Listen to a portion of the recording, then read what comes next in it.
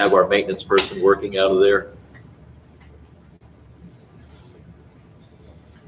Even if we added to it or had something like that, you could always use it for maintenance and police. I mean, if we build a new home. But like the mayor said, it's very, very expensive to do those sorts of things. And we're going to probably abandon it at some point when we build a new building. Well, the new building that Archer's Lodge has got is much bigger than what we got now. But we'll build for the future. That's what our That's plan what I'm was. talking about. But Archer's Lodge now is about what we've got now. It ain't too much Well, bigger. why don't we table this and do an extensive study and get something back done? And if we have to call a special meeting, let's get that done in the next couple of weeks. So we're talking table it for an expansion discussion and a trailer. Gather Okay. more Okay, facts. I'm game. I like that. Are we done with that? I would think so. Is that in agreement with everyone? Yeah. All right, May I bring up the second topic? absolutely. All right. When I mentioned last meeting, at the very beginning of the meeting, I like things on the table. So I told each of you, not individually, but as a group, that I had been contacted by a person with respect to the movement, the purchase of new property. Let me just put it that way for the town hall. What I didn't say, because I didn't think of now had a,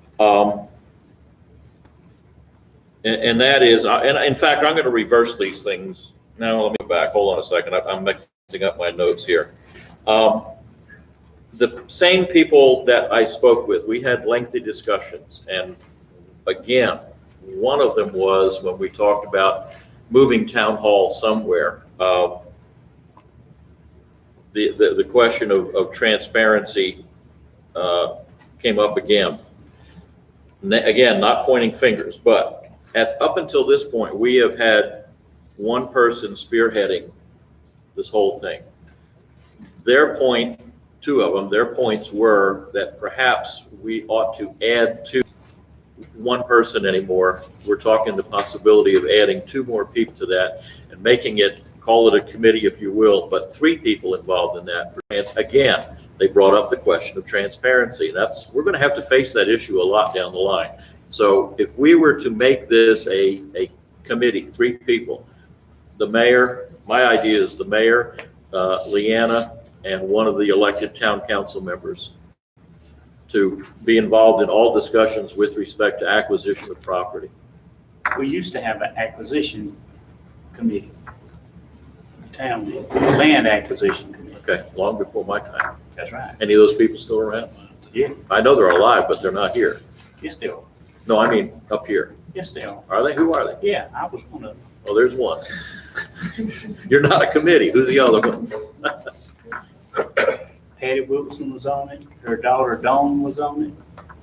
Because they wanted, Patty was the mayor, she was on Dawn was on the planning Okay. board. But when you start talking about all these people out here, their money, that they're paying taxes, you gotta be transparent. They need to know what you're thinking about doing. You don't need to just say, hey, we're gonna do this and go do it, because it's their money. It's not our money. I mean, some of it's mine, some of it's yours, but the most of it is theirs. Right. I agree with you. I'm in complete agreement. So are you talking still about a committee and a three-person thing to do this? Well, if you want to put a committee out, you can put one out. Yeah, you can do that. Okay. Well, I'm just saying, some folks are saying, we don't need just one But we person. did at We need to one have time. two or three. Okay, Ask Cleta. let's clear up the air just a little bit. Month before last, you made the motion for me to go out and meet with the You're right. people who own the thing and offer them $35,000 an acre for 10 acres of land. And the entire board discussed it. I did exactly what I was asked to do. And I came back for $32,500 an acre to buy that 10 acres of land. And it was to go through the attorney and Leanna to go through the details, and it has to be run through the USDA for us to do anything. So let's make it very clear. I did not do anything that I was not instructed by this council to do. Mayor, let's. And we can go forward with that with the committee if you want to, but let's, Mayor, your voice is going up, and it's not, I wasn't intending for anyone to do that. well, I want to Again, make no, it very no, clear. You're insinuating that I'm starting trouble here. I'm not. I'm telling you what people have said. Okay, that's all I'm saying. So I'm trying to keep it on that basis. And while you bring that up, you just mentioned some numbers. Those numbers, that's the third thing I wanted to talk about. Those numbers came up not in public forum or open session. Those numbers came up in closed session. And now they're out. I mean, not that it's a secret for folks. It's going to be told to them at some point in time. But if that's the case, we should never have closed sessions. But what I'm trying to say is things that were discussed in closed session, this man that contacted me, he knew all of the names. He knew all of the numbers that you're now saying for public record that were discussed in closed session. My point, the third point I was trying to make, Mayor, is that our council discussions, when we're in closed session, are in closed session for a particular reason. Not that we're keeping secrets from these folks, but these are very important things. Well, what I'm getting, let me just make one further point, Mr. Eason, and that is I am now somewhat leery of discussing anything with respect to personnel issues, HR, et cetera, in a closed session if they're going to be somehow put out to the public, and so everybody's aware of it. I'm just fearful. What I'm trying to say is when we go into closed session, we have to remember why we're in closed session, and what we're discussing is among us. But when you go in closed session, you shouldn't talk about these people's money that you're gonna spend for a building you want them to help pay for. But the law says, and Mr. Counselor, correct me, that the law says if we're going to discuss property acquisition, that requires us to go into closed session.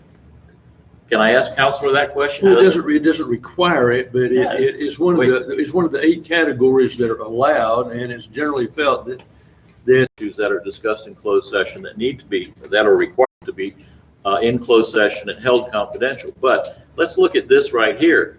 If that person had the monetary means to do so, knowing full well what we are offering for property, they could certainly go to that same person, the same agent that they know we're dealing with, outbid us and buy the property, and we're left holding the bag, and now we've got to go somewhere else. And that's one of the reasons I think it's part of those 8 things that you can keep confidential, because it needs to be. Otherwise, people would be outbidding us, saying they're going to have to buy from me, and I'm not going to charge them 35, I'm going to charge them 45. We need to keep it confidential is all I'm saying, gentlemen. Keep it in closed session. I understand it's their money, but we need to keep that in closed session because we're watching out for their money. So we can spend $35,000 an acre and not $45,000 an acre if somebody else buys it. That's all I'm saying. You cannot agree to spend the money without doing it in open forum. That's, Not do it in closed session. but that's down the line when you're ready to buy. and That's when you do it. I'm going to say something here now too. We've had this situation for a long, long time, that the information that's been in closed sessions has got out. And when Ms. Gregory was here, she said, if it gets out, there's nothing you can do about it. It's part of the public record, so yeah, it's not necessary. I try not to do that, but you can't. We've had this situation happen that stuff talked in closed session. Everybody in town knew about it the next day. Before you could get. Before you could get out, You and different the people next do it. morning. I'm not claiming it that only one person. Different people do it. It's going to get out. I understand your feeling on that, but it's been done that way. It's been that way for a long time. Because when I came on the board, I thought the same thing. Closed session means nobody knew about it, but that's not what happened. Sure is I can not. tell you that it didn't. It happened before you could get home. Somebody knew about it. They called you that night. Yes, Well, I mean, again, I'm not. Hey, I'm telling you the truth. But again, JC, think of the personnel issues. If we Yeah, discuss in closed session now that I will say somebody's this. got to be fired I and they will don't say know this. about it and they hear about it from somebody else the next morning, that's not good. No, I agree. Now, I've not had as many problems with closed with personnel stuff coming out of closed session. But the thing about money and the thing about other stuff, that stuff has come out, it's known before you get home. But it doesn't make it right. I'm not saying it makes it right, I'm just telling you it happens. And you can't make it right. So, Well, we can by being quiet about it. Okay, it's 7:52, and we're going to open the second forum. At this time, we're going to ask Mr. Richard Flo to come forward from In Focus Planning. gotta do the second forum, and then recess and come back to you. Well, it's already 7:30, so why do we have to recess? You don't have to recess. You don't have to recess, it's already past the time. Look out. Second forum, we gotta get the second. open. Yes, Renee Dickinson, 202 Country Valley Place. I know that you have said that you were going to hire a maintenance person, but if you ride down Fire Department Road there close to our house, it looks like the Lindy needs to send to town a letter to cut the grass. There's a lot of traffic on Fire Department Road, and the grass there looks bad at Fraser Drive. And also, Wendy might have already approached this, but the house in front of the fire department, I think it was last year, had a big problem with yard sale stuff, and it has already started again. When you have a yard sale, you put your stuff out and you clean it up, but there's nobody out there at all most of the time when you come by.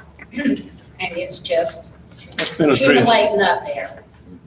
Also, one more thing, Country Valley Place. What is the status on that? It seems like when you come, you talk about it, and then it just falls on the wayside. It's been like that for way over a year. Bids are about to go out to have the culverts replaced and the road bed raised up about 2 feet, whatever the engineer says. All we like is the final signature of Mr. Herman Vincent, and he's agreed to do so. The attorney hadn't called him because he didn't know he was supposed to, but we'll get that signed. He's You are agreed. working on it. We are, Okay, thank you. more than you know. I hope so.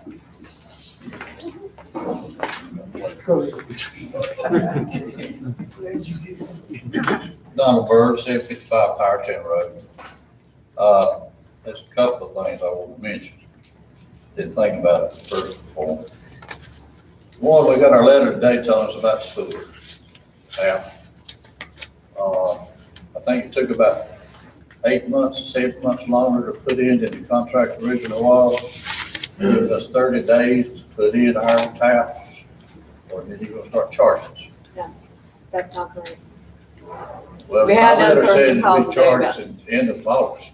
We're saying that if you don't let us know by August 15th that you want to hook on, that you're gonna just start getting the bill for the $20 a month access fee.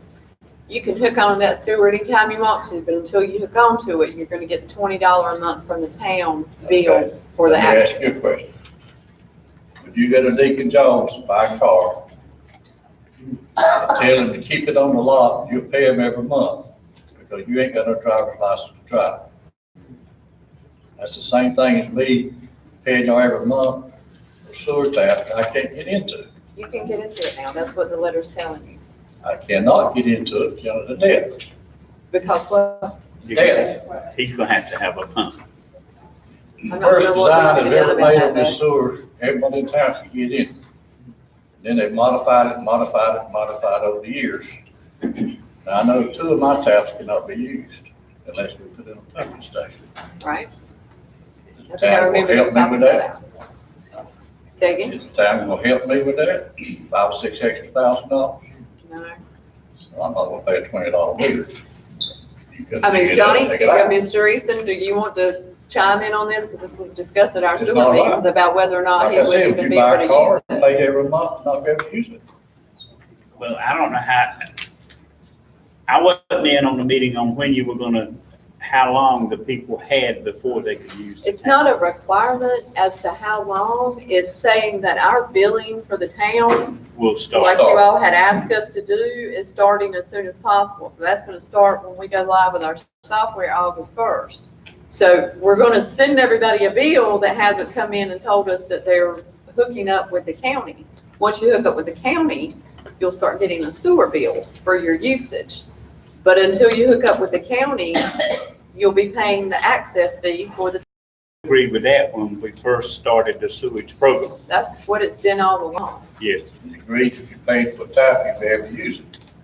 Well, you pay for the access $20 a month, or you can use it and pay the county for your sewer usage. But if you have an issue with how deep it is and whether or not you have to have a House, pump, I talked to Mr. East, right, And we discussed. we knew he was gonna have to put a pump in. right. He and your daughter, the furthest one back. He had one place they could get. Right, and we talked about it at the sewer meeting, and it was my understanding that y'all were aware of that specifically on your property. Is that not right? As far back. I never heard this conversation. You didn't know that you were gonna have to have a pump whenever they put the No, tap didn't. in? When the original drawing of it had to have It would have to be 14 foot deep to grab it from your house. 16, But I don't think it's about I 6. think it's 12. Well, I think yours is definitely a special situation with the depth of yours, so Yeah, if you my wanna daughter- if you my wanna call daughter's- me tomorrow, we my can talk daughter- about it with the Her engineer. tap's about 8 foot. Well, we can talk about it with the engineer if you wanna give me a call tomorrow, because that's not the case with most of the other taps. Yeah, the second. There ain't no way she can get it, she's lower than I am. I don't think that, We have to do I was that big here. problem if you did. yours is 18. Yeah, there's one of them can, the first one, she can get in. And the other thing I wanted to mention, So how did you, are you calling me tomorrow so we can talk about what needs yeah, to be I'll done? get it. Okay, all right. Another thing I want to mention is, David, you haven't been in this town very long. I started, was on the town council in 1996 when it reactivated. And if you want to know what goes on in closed sessions, go to the store next morning. You can hear it within 48 hours in the whole town. And I don't think it's because the council or any of the town employees tell me. Now, we had closed sessions, and I will admit, I used to go home, I tell Fleeta some of the things we did. Not sure you tell your wife. If she's gonna tell somebody else, don't tell them they won't. I She just got told them you, out. sir, she won't. She got it out. Nope, she won't, sir. Thank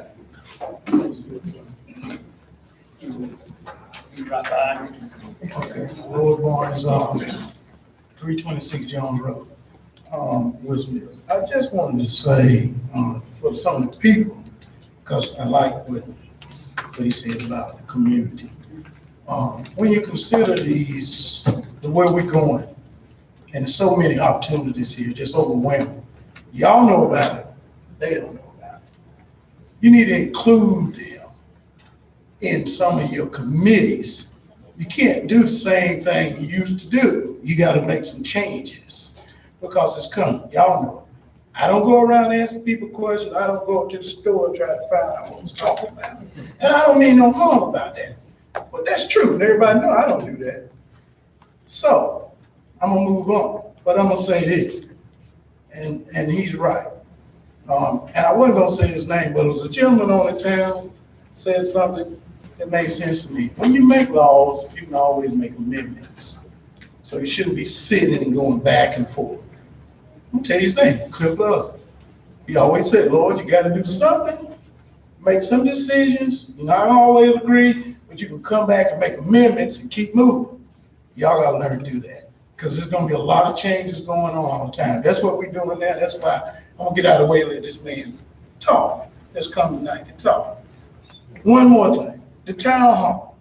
Here's what we did. I was on several boards active for the Smithfield area rescue mission. You know what? The school board give away those classrooms. Now, I don't know if that's what you want to do. I don't know what you would have to do to get it done. But the Johnson County Superintendent and the school board administration will give you a classroom. They gave one to the rescue mission. And you can go right ahead and get donations and volunteers for people that will pitch in and do setting them up. You're talking about temporary. You don't know what you're gonna do in the future. No one knows the future, clearly. And yeah, I understand what y'all doing, and that's why I don't wanna be bothered with it. But this way you don't spend money and you protect the citizens and you have a place for the police. You can still park the cars there. It wouldn't take up a lot of room. And you put them together, all you gotta buy is a block and get somebody to volunteer to sit them in there and sit it there temporarily, get a permit to do it. You issue your own self the permits, so get it done. And then you sit in there 2 or 3 years, as long as it's necessary, till you figure out how many people gonna walk in the door and give you another $500,000 to build something. Use their money, and then you protect the citizens. That's all I want to say. That makes sense to me. Kenneth Jones, 601 Swift Creek Road. I got my letter today too, and I went to the town hall to find out where my tap was from 214 Fire Department Road. And I think I just wanted to bring this attention to the board because what happened, when I bought that tap at 214 Fire Department Road, that was the low income project that went up there. Then when this board took over, they at one time said we don't need, I think it was 3 of us on that particular road that bought it, the Christian church, the fire department, and myself. At one time, y'all were gonna do away with us and not let us be counted in it. Then you decided as a group that you were gonna let us be counted in it. So you said, okay, pay you $200 back. So I did that, just like the church and the fire department did. And now my 214 don't show up down there for my tap. And I want to ask the board, do you not remember doing that? I know. Yes, we did. You sure did. You remember, don't And you, it Randy? does, it should show up. I don't have my spreadsheet. I've got my spreadsheet right here. You got one? Uh-huh. It should show up. I told Mr. Jones I would look at it for him after the meeting. I just want to make sure that somebody on the board remembers it besides me. Yeah, because we put yours in to get the number of people we needed to get our USDA loan. That's right. That's exactly right. In fact, everybody was put in like that. Everybody, all 3 of them went back on the list. That was before my time, so I don't know anything about it. The rest of them got to remember it. I just want to make sure so when we sit down with it, that it's just not me saying it's on there, that y'all do remember some of that took place. Oh, yeah. Because I've got a cancel check showing that I paid it back in. Okay, thank you. Anyone else? Now, Mr. Flo, the floor is yours.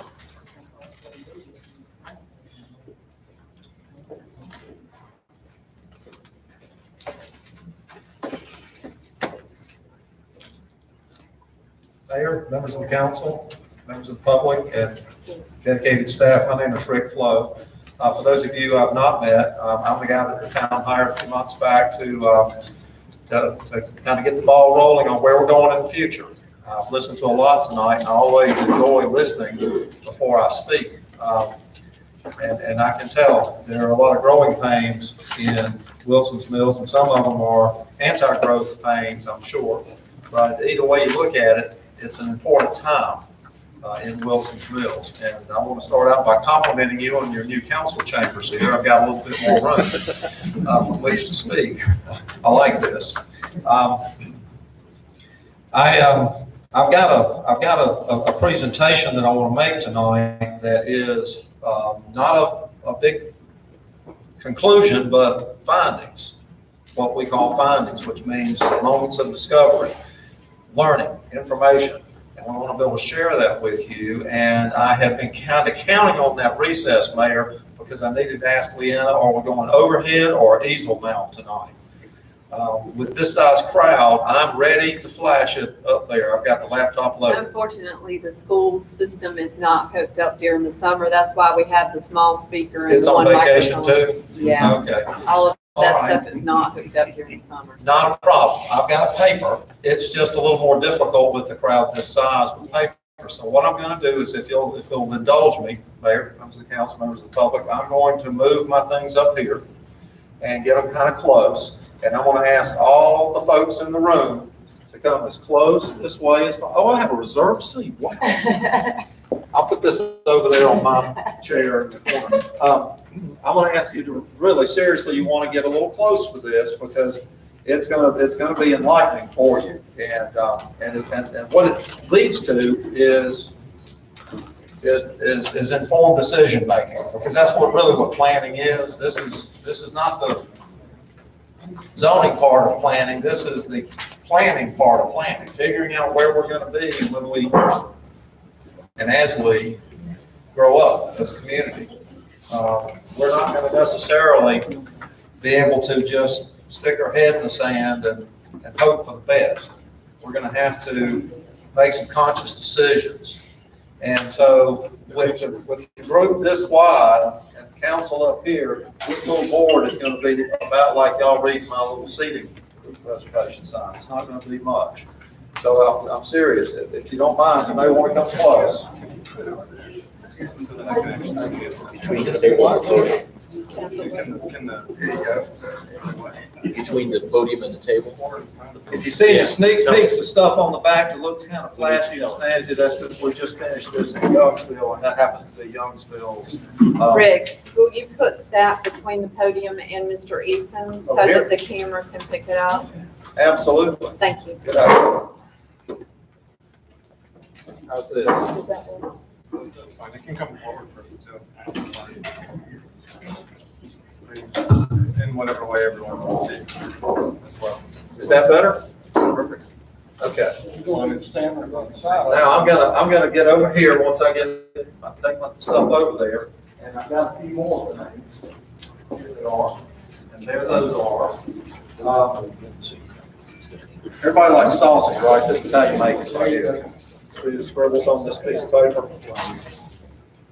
What I wanted to do is, before I get too much into those findings, I wanted to mention this. When we first started out, went around and talked to businesses in town.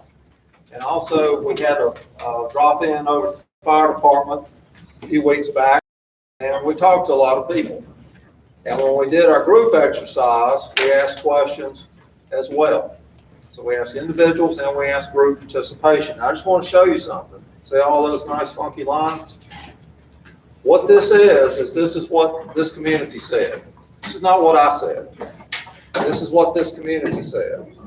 And there were 5 key questions. The first 2, these top pages, were about where we are today. We'll call it the present.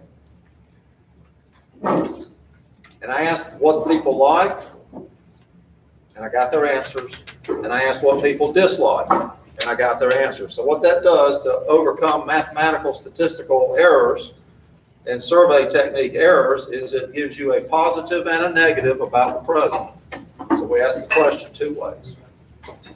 Then we asked about the future, and that's what these bottom 2 pages are. We asked about the future. We asked what it is that you wish for Wilson's Mills in the future. What do you wish for your community? And then we got a lot of answers. And then we asked what people's fears were for the future. What did they fear looking down the road for Wilson's Mills as a community? So we got that positive and that negative perspective on the future. Then we asked everyone what the top priority was facing the community. We got some great input, some great responses. What is that top priority facing the community? Well, the problem with survey techniques, notice we didn't use just a bunch of social media. We did push it out there, but we went and did it social media. So that you don't lose the important stuff in the first 4. So what these lines are is how a professional that works for me, I didn't do this, actually ties all these questions together to find things that might have come out of a dislike that also tied into a priority, or that came out of something they wished for that tied into a priority.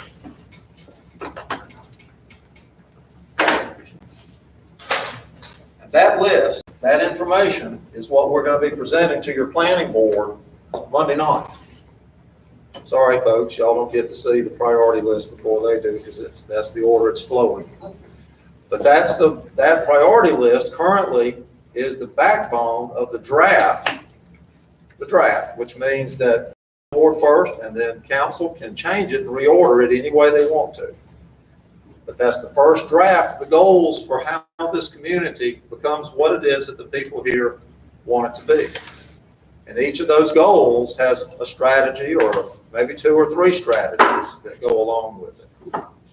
And some of those objectives, might be 2 or 3 objectives that you want to accomplish with each goal. Then there might be 2 or 3 strategies for some of those objectives, but it's action steps. At the end of the day, when we finish our plan, there's literally going to be a page of how we get this done. It's not going to be pie in the sky stuff. That's not why they hired me. That's not the kind of planning we do.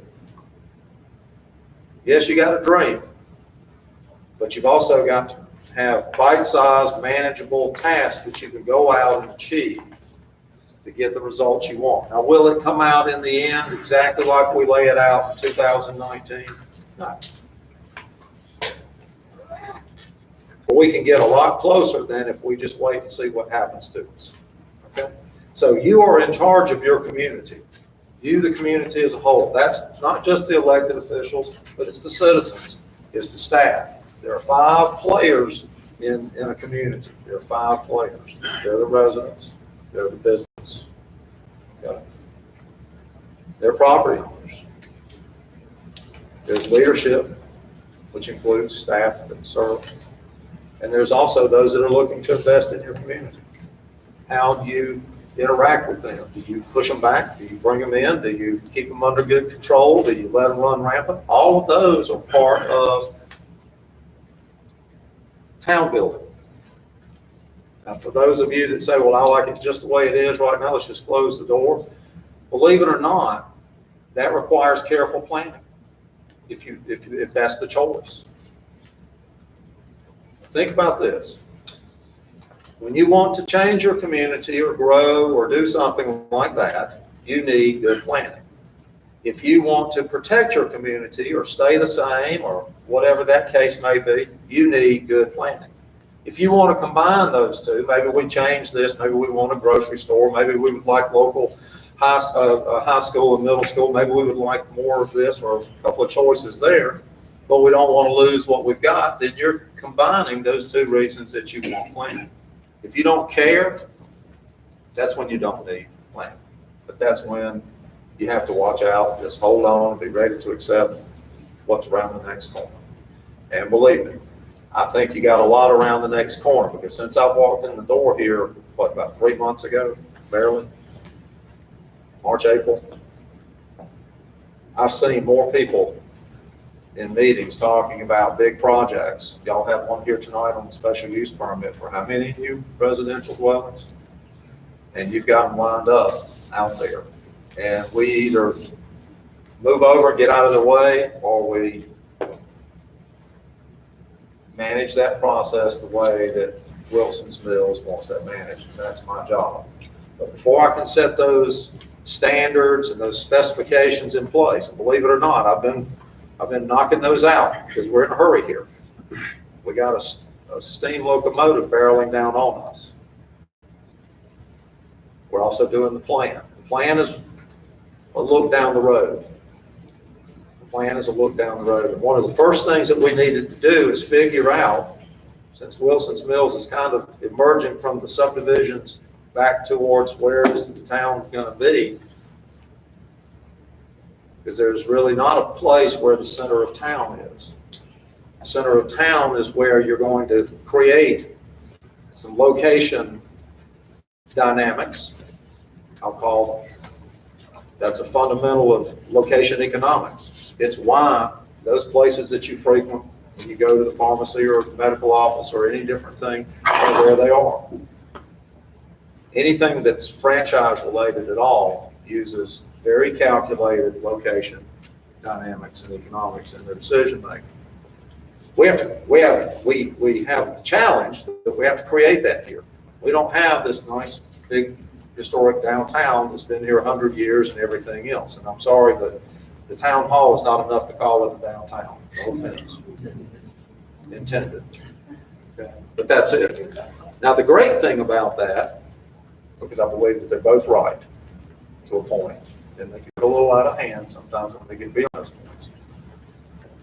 So I believe we got to have both. We've got to protect resources, we've got to have good, strong economic incentives, and we got to create purpose here. We've got to create opportunity here if we want private money to build the things, and that's the money that should build it. We don't need to be sitting up here and everything comes out of the taxpayers' pockets. We need to create incentives. Now, danger, and that's that steamroller coming at us, freight train. The second meaning opportunity, because their historic district is a curse. Present generations in Salisbury have no choice but to protect those immense historic assets that have grown up there for the last 200 years. It's not fun. It's created all kinds of challenges for a town that wants to progress, but because it's been strapped with holding on to heritage, it's got a challenge ahead of it. You've got kind of a clean slate on it. You don't have a big fireplace in the living room, I'm going to call it, where we know we got to work around that, where we know where the recliner and the TV are going to go. And I say that meaning an old historic downtown. We don't have things in the wrong places. You've got a lot of opportunity here, and you've got some choices.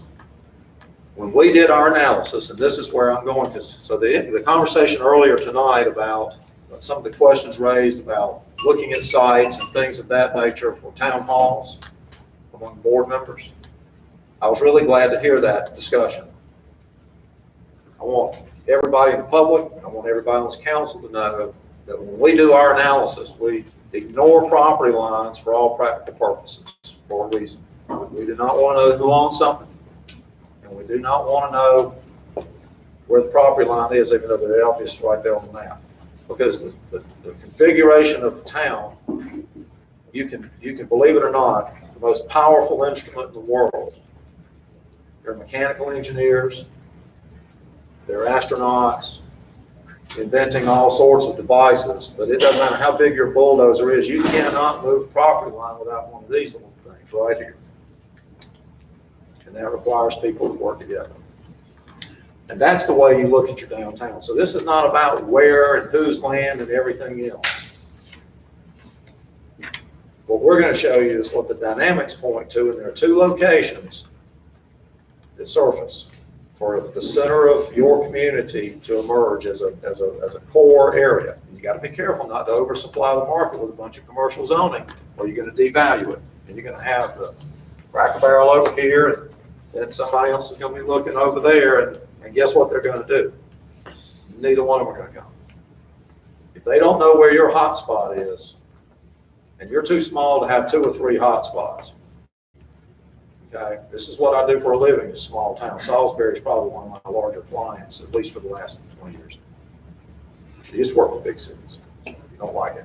I like working for small towns. In small towns, we can make a difference, and we can see results a lot faster. And that's what excites me. So I'm going to show you now some site analysis that is not intended to be a plan. The colors on it are just to make a point or two. And so I'm going to introduce some colors to you first. These purples they represent some blocks, some road blocks that are employment opportunities, employment oriented. This is the mill over on the railroad corridor. This is property where you're getting into you got the food processing and everything. You're getting into the industrial park as you come this way. In a future land use map, that whole area might be employment oriented. As you go in the other direction, on the other side of town to the southeast, this is Swift Creek Road right here. You've got several subdivisions that kind of create a little bit of a wall. I know we got subdivisions all the way around us, but what I'm looking at is where do we have room to move? Where do we have a little bit of room to work? And these tomato silver colored areas are the two. There's not 10. It doesn't matter who owns the property. It doesn't matter what's for sale or not for sale. That's not the point. There's two areas in Wilson's Mills that make sense for creating a core, a central, a town center, a downtown, however you want to brand it, a place. If somebody says, I'm going to Wilson's Mills, where's that? It's not just the neighborhoods. There needs to be a place that is Wilson's Mills. That is the core, the center. It's where the post office should be. It's where the town hall should be. It's where a fire station should be. It's where you might go to a medical appointment. It's where you could get coffee. It's where you should be able to get other personal services, maybe hair or something like that done. It's where there may be some restaurants to eat. And when I've done these surveys before, one little town was really interesting because they were about your size, far western North Carolina mountains. And when I asked the restaurant owners what they wanted, take a guess what the number one statement was that the restaurant owners wanted to see in their downtown. More restaurants. They didn't want to say, oh, I want to be the only restaurant, so everybody's got to eat at my place. No, because that's not going to get you there. They wanted choices. And no offense, but I don't see a whole lot of millennials in the room. But guess what? When we make decisions about the future, we don't always make those decisions about us personally. When I'm involved in something in my town where I live in Kannapolis, I'm looking at where the community is going, not where I am. So I have to put on my community hat, not just my personal hat. And when we do that, we have to think about this. Where are your kids going to go? Are they all coming back as soon as they get finished with wherever they go to school and all those things? All of them came back, right? Nobody's kids moved away, did they? Well, I got news for the millennials. They may not realize this yet, but in analyzing data, we have to take lots of data, so I'm not going to bore you with details. I'm going to give you the general gist of it. If we take a whole generation, and we did this in 2016, the actual Census Bureau did, took a whole generation. We did it to the boomers and everybody else too, but I'm going to focus on millennials first, and then we're going to go to Boomer Town. The millennials, in 2016, average age of first child being born at 31. Average age getting married, 32. Somewhere along the lines that got flipped. Used to be the other way, right? But that's what it is. And that's about 10 years different than what it was when I was that age. If we take that whole generation, we mash it up into a bowl and we stir it up really good and we pull it back out and we stick it out 10 years into the future from 2016. That means here we are in 2026. The average millennial household is going to have a 7-year-old. And if they're in that apartment complex in downtown Raleigh, looking out, thinking about the park down below where the dogs go to the bathroom, and that's their yard, and they're thinking, you know, I can telecommute. I don't really want to stay up here. We really need a little bit of room. They're going to be looking for places. Are they going to go find cul-de-sacs and get a minivan? Everybody's convinced that all millennials are going to move to a cul-de-sac and buy a minivan, right? No way. No way. If they can't walk a block or two and have choices, food, entertainment, socializing, they're not going to do it. Are they going to find that in Raleigh? They might find it in a few little mixed-use hubs on the outskirt edges, but they're not going to find it in mass. They're also going to discover other values, and their thoughts and things are going to evolve. We don't know exactly what that's going to mean, but we do know that we're already seeing interest in small communities with interesting downtowns, interesting places. starting to see investment. I've got a case study at home. I have a study population that I will call age 22 to 33. Their names are David, Jeff, Michael, Paul, and Evan. That's my 5 sons. And with them goes Katie, Diane, Emily,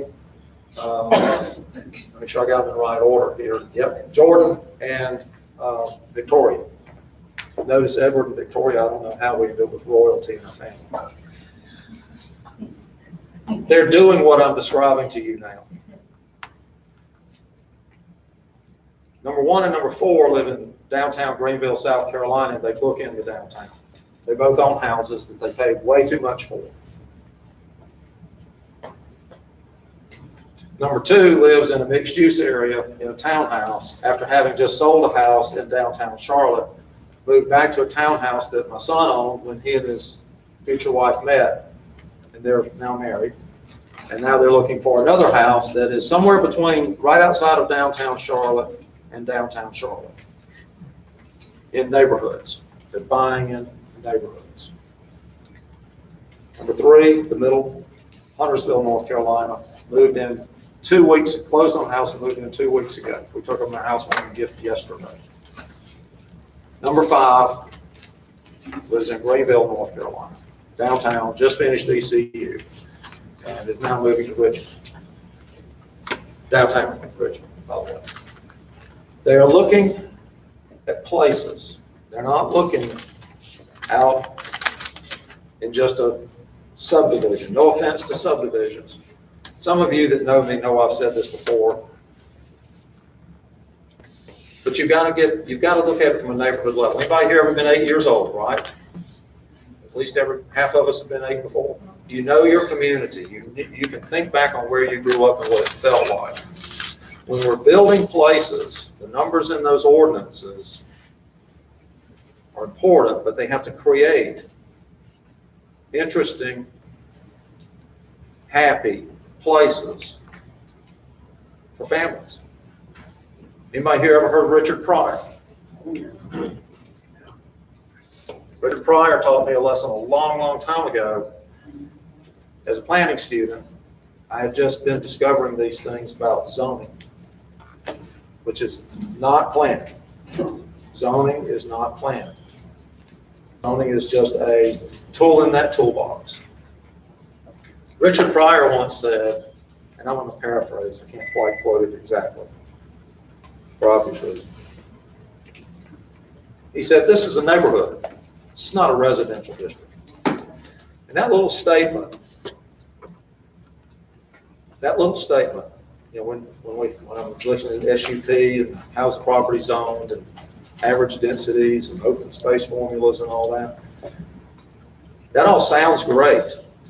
I'll tell you something that's missing in that, and that is the design standards as to how you apply those numbers, how it feels when you walk down that sidewalk. 2 miles of sidewalk is going to be awesome. Greenways are going to be awesome. That's going to be awesome. But you've got to think about how that works. Okay? So when you start focusing on neighborhoods and you focus on people, I grew up in a Presbyterian church. We were taught God created chickens, chickens laid eggs. So that settled the chicken and egg debate in my life.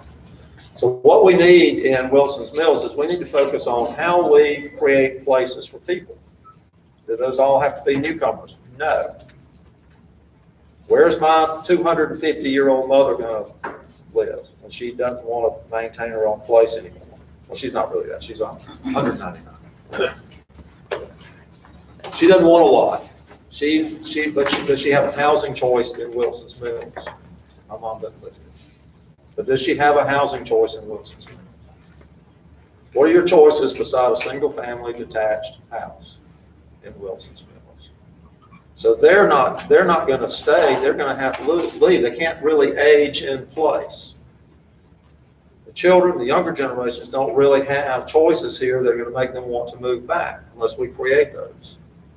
And we do that because the boomers, now I'm going to pick on the boomers, are on a trajectory. That means they're on this they've been fired from the end of the rifle, and they're gonna land in the same place the boomers are landing, and that is close in to your little downtowns. Sure, we've got landowners, and sure, we've got people that have got a situation where they can stay, but ultimately, you will see more choices around the center of a traditional town. It's almost like we're building what we used to build a long time ago without having to have planning and zoning and everything to do it. People make better common sense decisions a long time ago. But when we're dealing with developers, we have to have the tools in the toolbox to make sure that they create that place that we want. When we think about all of those things and how that can work together, there's only two areas that it can be in. And by the way, this is what is referred to locally as US 70. Over here is the business 70 coming out of Clayton towards Smithfield. Like the highway changes or not, they're coming. The plans are on this podium right here. Like the highway changes or not is not the point. That's I-42. And that's the identity that I'm creating in your draft plans. That's I-42. Yeah, sure, US 70 is going to be there with it for a long time, but it's I-42. And that's another one of those crises that's also opportunity. Because if we just let it happen, we're going to get the kind of interstate stuff that we're not happy with. If we don't just let it happen, but we get in front of it, we can actually use that to create a location dynamic. Now, some of you probably grew up in Clayton. Some of you may have grown up in Smithfield or one of the other communities around here, but I'm going to suggest this, that between those two established towns, we've got greater opportunity than they do. They've got a lot of fireplaces in the living room, so to speak. They got a lot of things that are already done. So they can't really start over like we can. We have a choice to either just sort of follow along, or we can actually be the place where people really get excited. Now, near where I live in Kannapolis, right now downtown Concord is a highly thought of little place. It's a tiny downtown, far too small for a city as big as Concord is now because of its proximity to Charlotte. But the downtown's still a quaint little 2-block area, bookended by big, historic districts with old homes and churches and things of that nature. And that's about the size that you want in a small town, about 2 blocks of central area. Then you start transitioning right into residential with choices. And I'm not talking about one of these big apartment gated complexes that people hate to see. I'm talking about having those buildings maybe front on a public street, so a block away from a restaurant, there's the front door of a building with 24 units in it. And they all front on a public street, so I could walk a block or two when I'm 92 years old, like my father-in-law, and get a cup of coffee and not feel trapped. I can take an elevator. I don't have to feel trapped. Is there going to be a bunch of retail? Not right now. Retail will bounce back eventually when there's this notion that trying on the shoes rather than having to send them back is actually more fun. But we'll call them stores. But for now, we don't really need stores. Those are sort of off the table. Most of your retail that is succeeding right now is service-based retail. It's restaurants, it's hair, it's places where you get things done. It's not going and buying something. Maybe crafts, that are unique that you really can't do through Amazon, Google, and all of that stuff. So with that said, the dynamics at play, there's an interchange, Swift Creek Road, and of course there's another, I'll call it a soft interchange, on the east end of Wilson's Mills Road where it comes back out to 42 and 70. And that area, when we start planning on that area is really very conducive to more of what I'll call interstate commerce.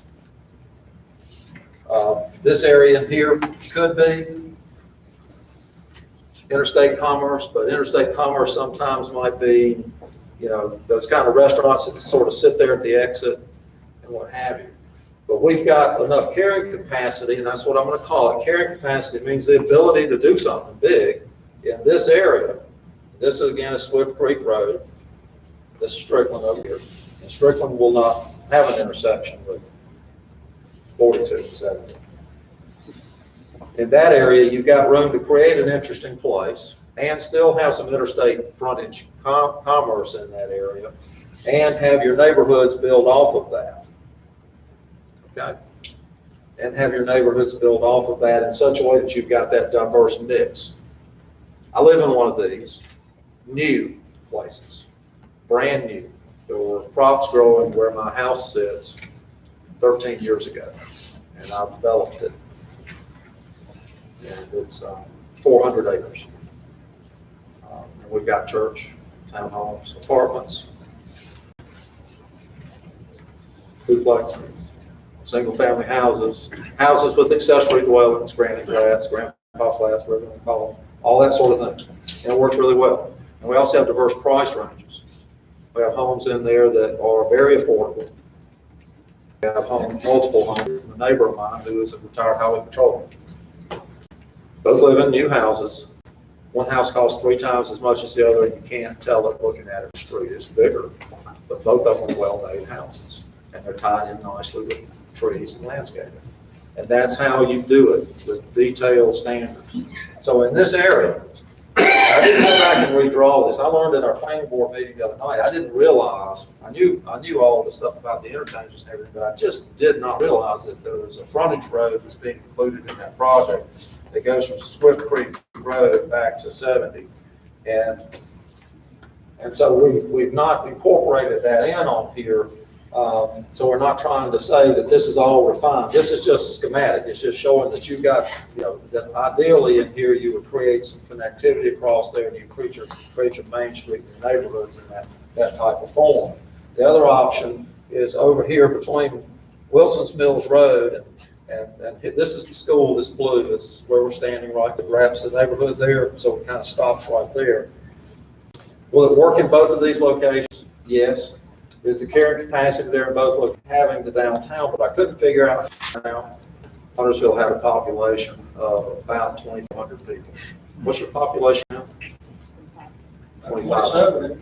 2,728. Right. That's right. They were where they were.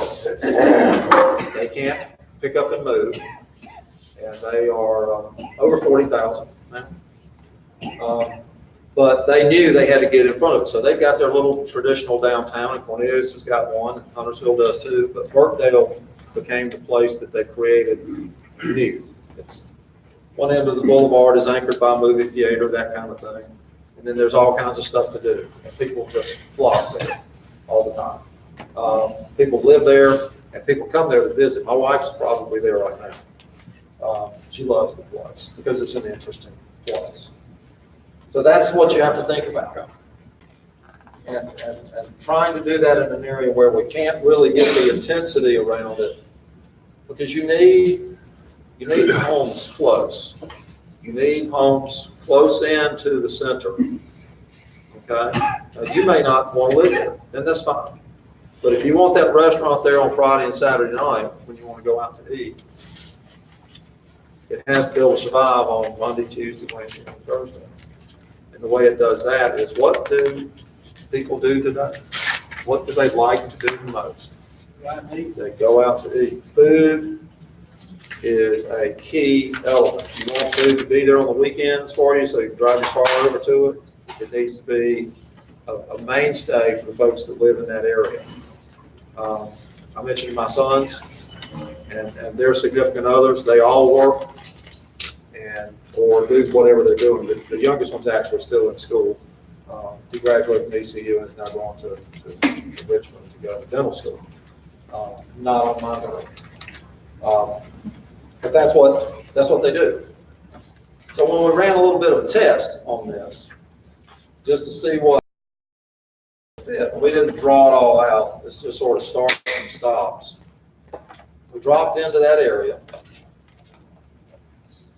kind of not really focusing on the frontage road right now, because there are some things that I've got to resolve on the frontage road, because the problem with resolving all that is that the frontage road is intersecting right now, according to DOT's plans, at about 400 feet from the ramp at Centerline intersection, which is the bare minimum. It's like 420 feet.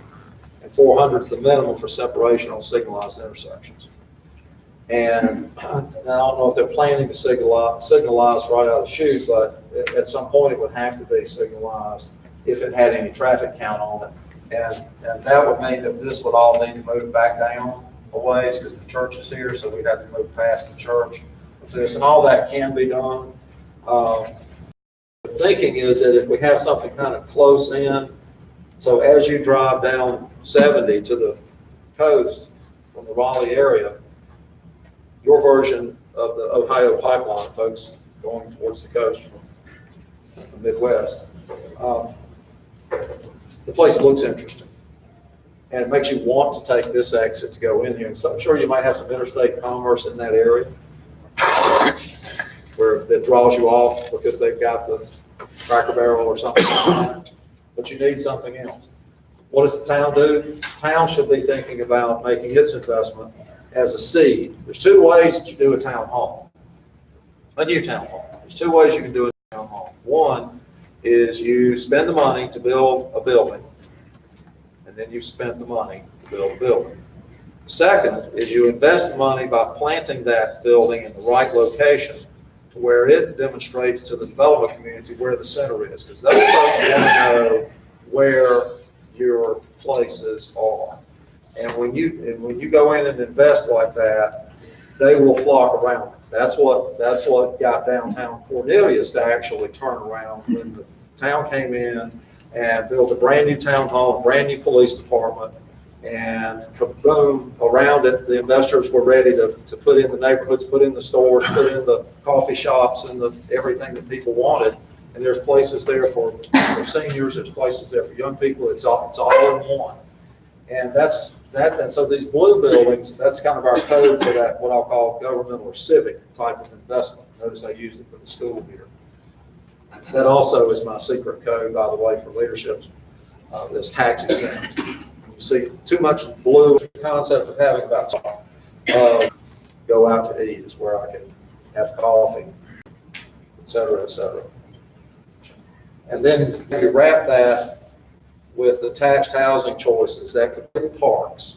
And then close into that, you create your school sites. If we don't identify school sites for those middle and high schools that we heard in the community comments, then the next thing you know, they're going to be bussed all over the place still. Right now, they're bussing them to other towns, half a mile from the elementary school. You got some comments, Mayor? Yeah, oh, well, we got a constraint with the school. We had to be out of here by 9:30. Okay. So can we open it up for some public input? You've got a lot of information there for us to digest, which will be hard to do, but we would like to get some feedback from the folks who came. And we'll probably have to do this again.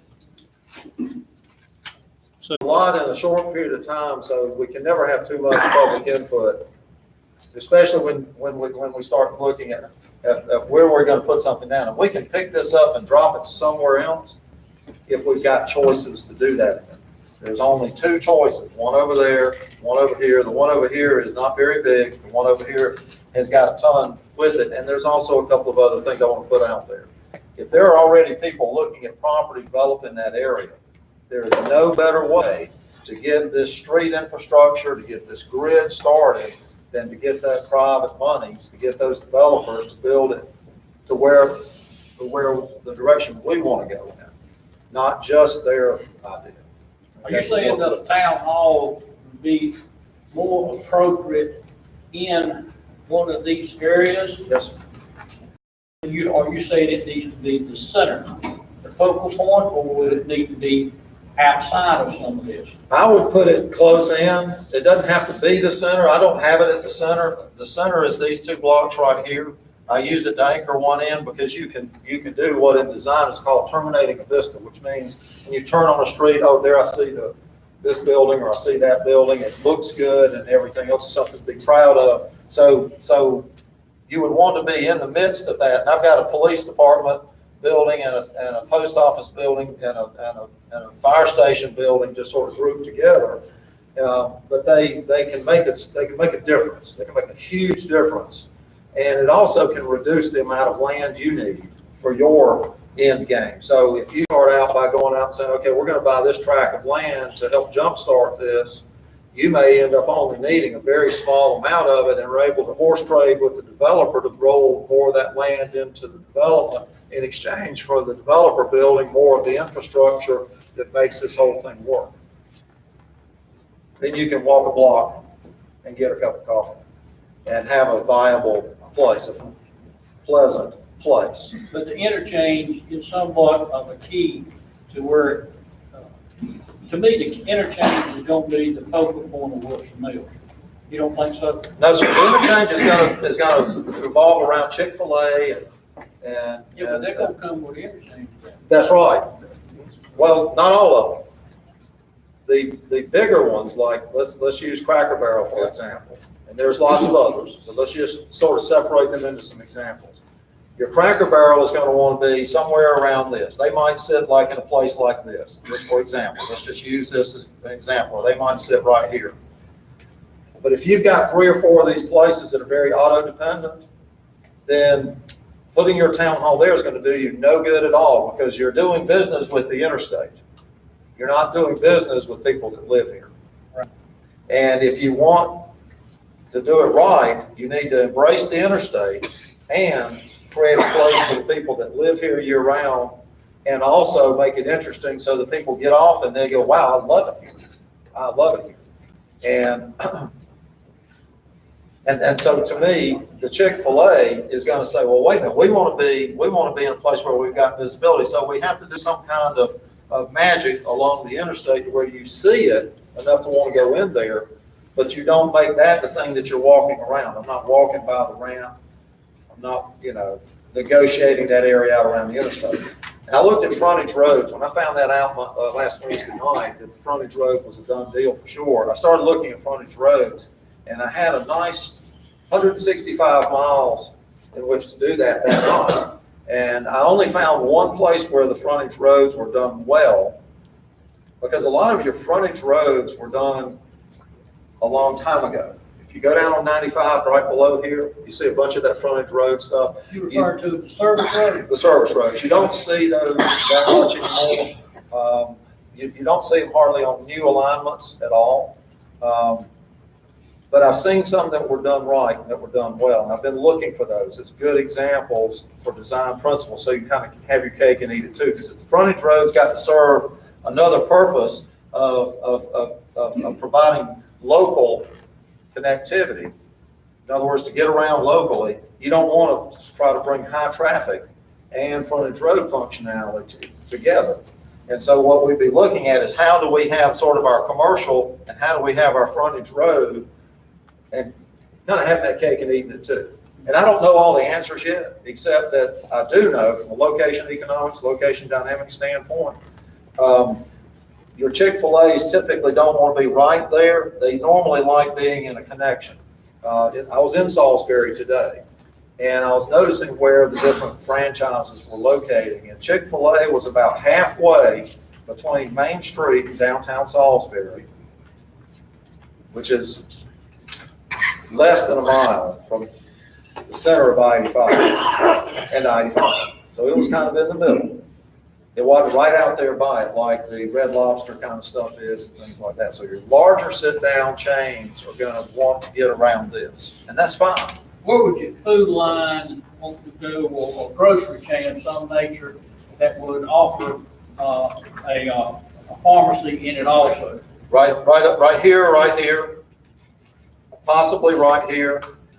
If you've got a lot more houses coming this way on this side of the highway, and it looks like you probably are, and keep in mind that your sewer flows in that direction, and that is the seed for housing starts. No matter whether you want them or not, you got to remember they're going to chase the sewer, and you want your food line on the right, returning from your work commute. So if you're returning from the business parks over here in Clayton, or if you're returning from Raleigh, you work in the Triangle, whatever you do, when you get off, it's either going to be on the right over here, or you're going to be making this left to come over there, so maybe it could be over there, but you're going to want it in this area here. And that's why I say this road may actually need to move.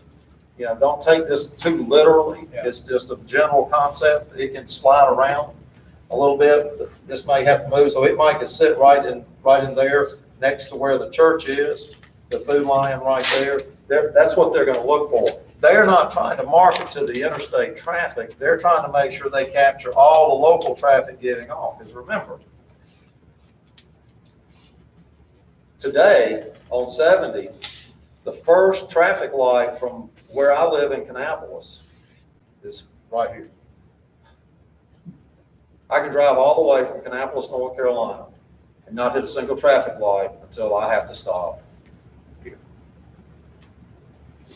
That's gonna change, and that's gonna be an interstate, and this is no longer gonna be about local, but there's a lot of local people that are using this.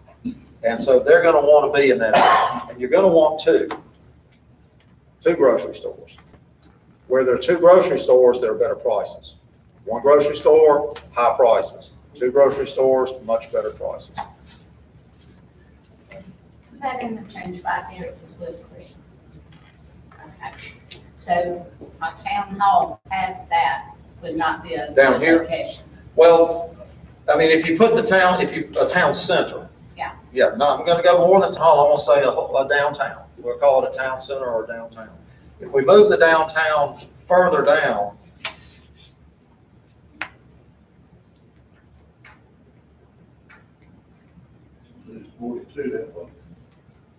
Yeah, but wouldn't you lose the downtown area if you moved the town hall way down there? you're gonna run into issues with that carrying capacity. This is the other interchange here. And when you get down in this area, right here, you've got some capacity to grow, but I'm gonna show you something else that's not on here. Like I said, this is not the plan, this is just a thinking sheet. But if you look out the window right there, there's a water tower right over here. And Swift Creek Road comes right up, and when you get to the stop sign on Swift Creek Road, sitting there looking, and the water tower's to your left, and the school bus entrance is straight ahead, and then the school is to the right, what actually needs to happen is Swift Creek Road needs to be extended straight ahead with a flyover the railroad track and come into, I gotta get this name right. Powhatan Road. I called it a couple of other Indian names and I got in trouble with them. But I'm just telling you what I see. They're not paying me to tell them what they want to hear. They're paying me to tell them what they need to hear and what you need to hear. That's what needs to happen. So anyway, that's what I think happens there. So your center of town needs to be somewhere in these areas. We didn't really see, it ran out of steam pretty quick. Now, should that be commercial? Yeah, sure. But that might be where you've got a big box store, maybe a Lowe's, Home Depot, maybe another grocery, maybe a second grocery store, maybe there's one up in here and one over here. There's a lot of different things that can happen. What I'm trying to figure out is where's the center first. From the center, we figure out the rest. But you don't need the fire department over there where your stores is on that second map where you got all them stores. You don't need the fire department over there because of the traffic of the fire department. Well, that's one of the reasons why we've got the fire department sitting on some kind of connector that reaches through between Strickland and Swift Creek. Because you need one on the opposite side of the tracks. You need it close to all these neighborhoods. You need it easy access in all directions. That's the thinking right there. And if you've got a frontage road here getting into the industrial area, you've got all of those aspects. Now, you don't have to. If y'all don't want to put the fire department there, I'm not making it. I mean, you know, I was just thinking about, because I know how them firemen go in and out. Right. You don't want them old folks walking in the streets around there. Now, that's Main Street. That's Main Street. That's Main Street is where everybody's walking I around know with their that. coffee. I know how This to is, drive. this is the Broadway through here, which is really about vehicles. Okay, Main Street would be more of that casual. This would be something that the fire trucks could easily get out in different directions on. And it doesn't have to go there, it could go in a different place. But I see that civic investment as being a investment that where you go, you're gonna have a lot of others go. And from what I know about your fire insurance rating here now, with the new ISO rating that you have, and congratulations, by the way, that is going to be a big attractor for commercial interest. When they look at you and they look at your ratings here, they're gonna go, this is great. This is great. So anyway, Mayor, that's my findings. And I'm gonna be taking this to the planning board. We'll be rolling up our sleeves and working on this in much greater depth. You can see from the size of that, this is Wilson's Mills Road, that this is about as hefty as you could fit in this other location over here. What I'm doing right there in the middle just gets the ball rolling, but it would be pretty much filling this up with maybe a few more homes and things in there. You've also got the power lines, and you've got some other issues. You've got great visibility in both areas from the interstate. So either one would work. One works a lot better than the other. So I wanted you to see that. Any comments? Anybody got anything they want to bring forward to the group? Go back up to the ISO rating and explain that, and how important that is. You skipped over how important that is to our insurance that we pay, and how that's going to attract growth to come here, smart growth. We don't want to look like 70 Highway going through Clayton. Clear up some things, but you moving fast. Yeah, I am moving fast. We're drinking out of a fire hose here in Wilson's Mills. If you think I've got the community going fast, you ought to see my office humping it. But the ISO rating is very important. The ISO rating is a series of all kinds of standards it uses to rate your fire service here, your fire department's level of service here. And it takes into account everything from your water system to the equipment to the personnel, and there's all sorts of other things in between, training and all sorts of things in between. And having a rating as low as numerically, which is actually high, so 1 is the highest, okay? And you guys are rocking it here. Now what that does, it doesn't affect your homeowner's premiums that much when you go between like a 4 and a 1, but it really helps businesses that may have sprinkler systems. They may have they may have older buildings, they may have new buildings, they may have fire suppression, they may not have fire suppression. There's all sorts of things, and having that fire department have that rating is going to help them on their insurance premiums. When you're talking about commercial insurance premiums, you're talking about a lot. I own a mixed-use building I own 2 in downtown Kannapolis. And I know what a fire insurance premium is for a mixed-use building, and I had no idea until I put office over retail. Because in one building I was going to do office below and residential up, and I thought the insurance was going to jump on that. But apparently, women shopping in a dress shop is a high-risk venture, because I've got a dress shop downstairs below my office, and the insurance premium on those folks in there shopping for dresses is Apparently, they burn stuff down all the time, according to the rating people. But having an ISO rating that is so good, like you have here, is going to help with business decisions when people are looking at you. When somebody I want to finish on this point, Mayor. When somebody is working as a site consultant for a business, a franchise, an industry, a retail chain, a restaurant chain, or whatever, and they're looking at location choices, they're going to zero in on this interchange. They're going to look at opportunities around there and see what's going on. They're going to do it almost all without ever picking up the phone. They're going to do it from the internet. They're going to check you out, your plans, what they find, your ordinances, what they find, your standards, all of that, your ISO ratings, all that. Within 5 or 10 minutes, you're either going to make a short list or you're not. They'll know more about you than you do. That's right. That's exactly right. That's the age we're in now. People do that digitally. I still like to talk to people, but I'm not up here planning for what I like. I'm up here talking about what our society is doing. Mr. Mayor?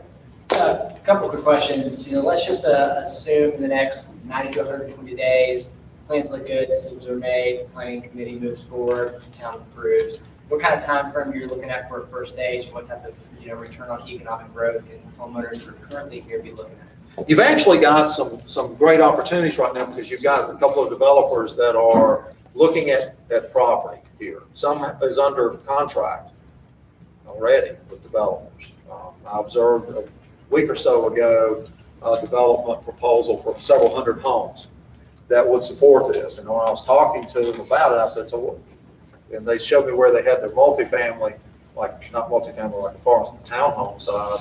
It was towards this center, and I said, that's perfect. So you've got your neighborhood, your lower density neighborhoods that move towards your higher density neighborhoods that move towards your attached housing and diverse housing that gets to your downtown. So you could see action and traction pretty quickly. What does pretty quickly mean from the standpoint of office space? Can it be done? Yes. 2 years would be the nail biter. So I'm gonna say 3 years is probably fast pace. If you've got private money out there that's coming, that's on the same path and trajectory that the public money is going in, things can turn quickly. I live in a downtown that's been reinvented. 11 years ago, we had 7 million square feet of empty textile space. 7 million, 2 million. Today, they're gone. They're gone. Hundreds of people work in research there now. So 11 years sounds like a long time, but many of those people have been working there already for 7 or 8 years. It can happen easily without taking forever, especially if you've got private money stepping up to the plate, and that's what happened to us in Canopius. We got some the growth that we've got with the Nordis and Griffel and some of those, Clayton on our side of those communities. Would a development plan like this in the 3 to 5 years be able to keep up with the expectations of growth coming in from the north side of us? Yeah, but you don't want to say yes to everything. You can keep up, but you want to do it at a manageable pace. And when I was meeting with Knightdale recently, we were just interviewed to fix their ordinances, just do some updates. And their city manager's opinion there was, this is what we want to be. And the former mayor, who's a council member now, was in the meeting. He actually said, this is what we want to be. And if certain bills, so you're establishing the specifications to which your town is built. That's what your zoning orders really. The 2 interchanges in January, and they say they're gonna have that complete in 3 years. That's on, get our homework done, build a town advance so that we can have the best product available to us. Thank y'all again for coming. I hear a motion to adjourn.